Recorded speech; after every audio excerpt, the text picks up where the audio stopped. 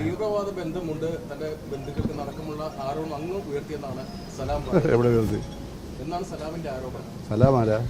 സലാം സ്ഥാനാർത്ഥി അയാൾ ഇന്ത്യയുടെ ഭരണഘടനാ വിദഗ്ധനൊന്നും അല്ലല്ലോ.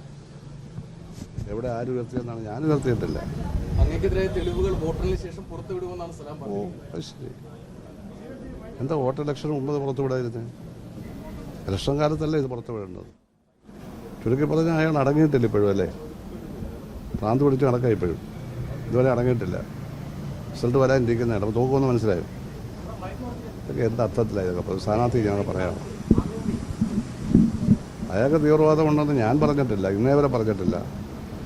പാർട്ടി നിൽക്കുമ്പോൾ ഇല്ലെന്നാണ് ഞാൻ പറഞ്ഞുകൊണ്ടിരുന്നത്. ഇനി ഉണ്ടെന്നാണ് അദ്ദേഹത്തിൻ്റെ അഭിപ്രായങ്ങൾ, എനിക്കൊന്നും പറയാനില്ല. ഞാനത് പറഞ്ഞിട്ടില്ല, പറയാൻ ഉദ്ദേശിക്കുന്നുണ്ട്. കേട്ടല്ലോ. കോടതി എന്ന് പറഞ്ഞാൽ എൻ്റെ പാക്കറ്റ് കഴിക്കുന്നതാണ് കളിപ്പാട്ടാന്ന് വിചാരമല്ലേ? ഒരു കേസെടുക്കുമ്പോൾ ഓരോ കാര്യങ്ങളൊക്കെ നോക്കത്തില്ലേ? ചുരുക്കി പറഞ്ഞാൽ ഒട്ടും സീരിയസ് അല്ല ഇവരാരും സീരിയസ് അല്ല നയം കാണിക്കുന്നത്.